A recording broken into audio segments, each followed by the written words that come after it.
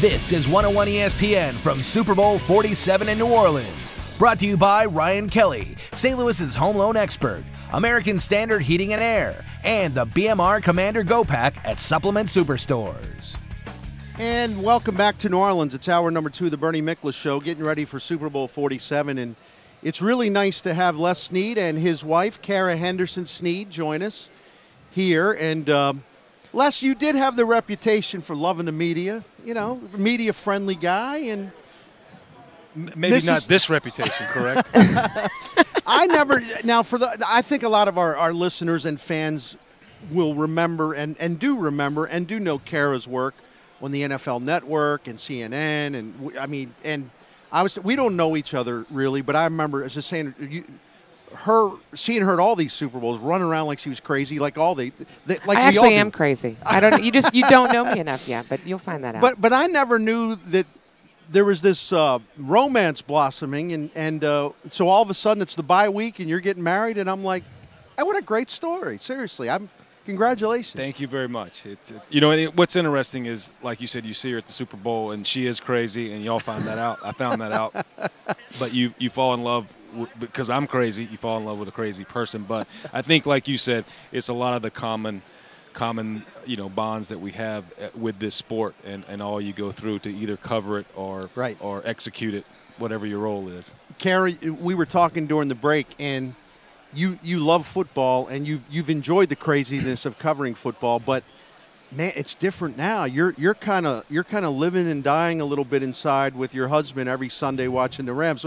What kind of change has that been? Kind of to see it from the other side. It's really been amazing. As I was saying to you, it's almost like everybody loves Hard Knocks, but to get to live Hard Knocks, that's what I've had over the course of this season. And what an amazing season it was for my first one in this experience. I mean, I'm used to my adrenaline being before a game and after a game when you're running to get an interview or you're doing your stuff. Now that all of it's in game, and it's so much stronger. You know, the San Francisco game's perfect example. You know, going through that overtime tie I've never been through anything like that. And I've been to 10, 11 straight Super Bowls and seen the, lead changes in the last couple minutes. But when you're living it and you know what happens afterwards and what it's taken to get there, it's a whole different thing. Now, Bernie, sometimes I have apologized to her for bringing her to the set. Because when you do go through those 4 quarters and maybe even a fifth, it can take a toll, and you feel it on Sunday night. And Monday and Tuesday. That one was like a 2-day hangover, I think. Les is going to be, even though as much as he loves you, he may feel sorry that he brought you here, because I'm going to ask you a bunch of questions. He's going to probably be, all right, enough of this. But what is he like after, let's just say, a bad day? Uh-oh. What is he like? He is... He's very emotional and passionate. I mean, I think that's the thing that fans in St. Louis are going to love about him. I mean, he just wants results, and he will work his tail off to get them. But usually, bad loss. We've had a couple of those this year. Let's just take the Jets loss, for example. I think we went on a 3-hour walk. We may have crossed a couple state lines. But that's what we do. We explored St. Louis that Sunday. It was dark, and we found some new trail that they were building in Clayton. But he is, he feels it, but he'll do that. It'll be a rough night, and it should be.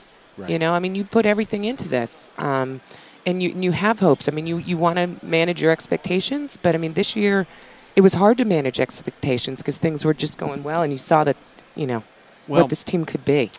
I know Les Snead doesn't want to hear this, and I know Jeff Fisher doesn't want to hear this, and I know the players don't want to hear it in this regard. Look, no one's going to be thumping their chest over 7-8-1. But trust me, when I speak on behalf of Rams fans and media that had watched many sad years where it was basically hopeless.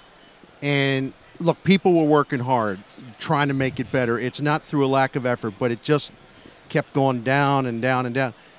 I thought this year, while frustrating at times, was really a terrific experience, because this team could line up and play against anybody in the league and fight and get the most out of its talent. We saw the first draft of Les Snead and the immediate impact. And for the first time in a long, long time, there is legitimate hope, And I think sometimes it's helpful. Me and the media business fans, you know, we get mad. We get mad at that Minnesota game. We get mad at that Jets game. We don't understand. You know, I'm hollering, not directly at you, but I'm kind of hollering, why isn't Brian Quick playing? You know, and all this stuff. And then you sort of step back and you're like, you know what? Wow, it's been a heck of a lot better than the last little run of football here. So let's just keep this thing moving forward. If you're angry like that, it means that you have new expectations, which I think is the way to look at it. Right. You know, because you've seen them beat the teams that are in the Super Bowl. They beat both these teams. You know, one was in the preseason, obviously, sure. But, you know, so you know the arrow, as Les would say, is pointing up. We progressed, and you want to hurdle that progression, but I sit here, and you got your nice banner, and it's got this 49er logo. And we didn't lose to that team this year, and we played them twice. So they earned it. They're here because of a reason. But trust me, we can't build Rome in a day. We're going to progress, but we want to be on this banner. And we've shown this year that, you know what, we can compete with the team that's here. And Seattle, which is just about as good as the Niners. Oh, yeah. I think Carrie and I were telling the story last night, but I've told her, and I've mentioned a couple of times when I first got the job, I'd gotten a couple of texts from people and said, hey, at least you're in an easy division.